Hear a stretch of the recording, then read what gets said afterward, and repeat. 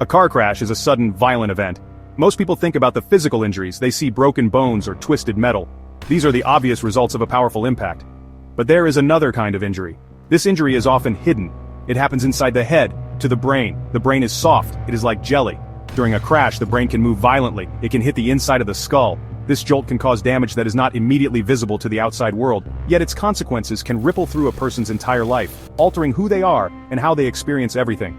The immediate effects on the brain can range widely.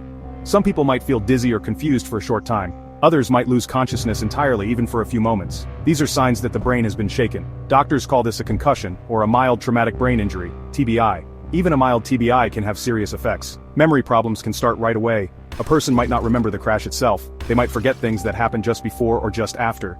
This immediate confusion is a clear signal that the brain's normal processing has been disrupted by the force of the collision. Over the longer term, the consequences can become more profound. What seemed like a minor head bump can lead to lasting issues. People might struggle with concentration for weeks, months, or even years. They might find it hard to focus on tasks at work or school. Headaches can become a frequent problem. Mood changes are also common.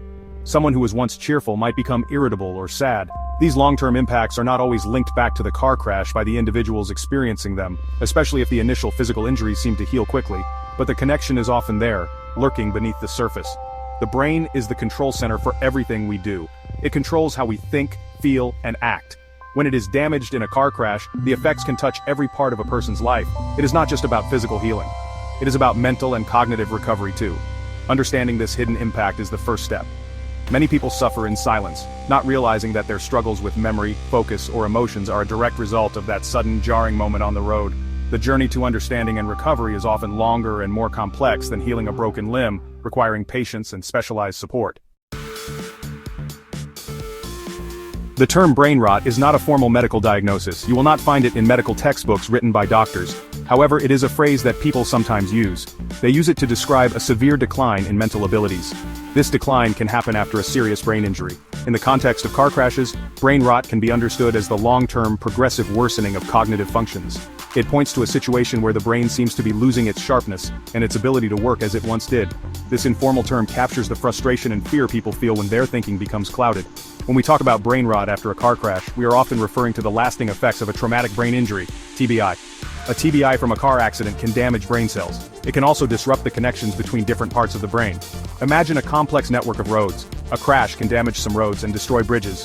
This makes it harder for messages to travel. Similarly, a TBI makes it harder for different parts of the brain to communicate effectively. This disruption can lead to problems with memory, attention, and problem-solving skills over time, not just immediately after the incident. The decline described by brain rot might not happen quickly. It can be a slow process. At first, a person might notice small things. They might forget names more often. They might struggle to follow conversations. Over time, these small problems can grow bigger. Daily tasks that were once easy can become very difficult. This slow erosion of cognitive abilities is what people are trying to describe with the term brain rot. It is the feeling that their mental world is gradually shrinking or becoming less clear, a deeply unsettling experience for anyone. It is important to understand that this decline is not a sign of personal failure. It is a consequence of physical damage to the brain. The brain is an organ, just like the heart or lungs, and like any organ, it can be injured. A severe jolt in a car crash can cause bruising, bleeding, or tearing of brain tissue. These injuries can set off a chain of events that leads to long-term cognitive problems. Understanding this helps to remove stigma and encourages people to seek help and support, rather than blaming themselves for changes they cannot control without intervention. Consider the story of a woman named Sarah, a fictional but representative example. Sarah was a vibrant accountant before her car accident. She was known for her sharp mind and attention to detail. After a serious T-bone collision, she suffered a moderate TBI. Initially, she seemed to recover well physically. However, over the next year, her family noticed changes. She started forgetting appointments. She struggled to manage the household budget, a task she once handled with ease. Her colleagues at work noticed she was making more errors in her calculations. Sarah herself felt a constant mental fog, as if her thoughts were moving through thick mud. Another common scenario involves younger individuals. Take Mark, a college student who experienced a rear-end collision. He hit his head on the steering wheel but was told he only had a mild concussion. He rested for a week and then tried to return to his studies, but he found it incredibly difficult to concentrate in lectures. Reading textbooks became a huge challenge. He used to be an A student, but his grades started to slip. He became frustrated and anxious. Mark's story shows how even a seemingly mild TBI can have significant impacts on cognitive functions crucial for learning and future success, changing the trajectory of a young life. These stories highlight how car crash trauma can lead to a decline in cognitive abilities. It is not just about memory, it affects executive functions too. These are the brain's higher-level skills. They include planning, organizing, and decision-making. Someone who was once a great planner might find it hard to organize a simple trip. Someone good at making decisions might become very indecisive. This loss of executive function can be incredibly disabling. It affects a person's independence and their ability to manage daily life, often leading to a significant loss of self-esteem and confidence in their own capabilities. The emotional toll of this cognitive decline is also immense. People can feel like they are losing a part of themselves. They might grieve for the mental abilities they once had. This can lead to depression, anxiety, and social withdrawal. Families also suffer. They watch their loved ones struggle and change. It is a difficult journey for everyone involved. The invisible nature of these injuries often makes it harder for others to understand the depth of the problem, leading to feelings of isolation for the person affected.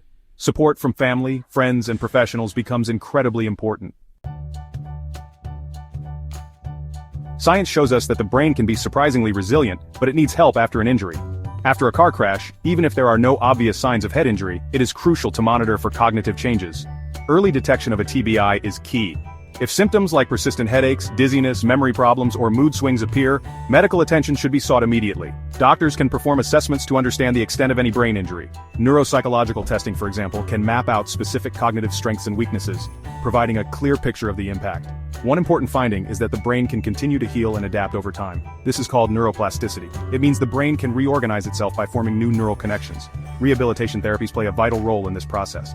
Cognitive rehabilitation therapy can teach strategies to cope with memory loss or attention problems. Occupational therapy can help individuals relearn daily tasks.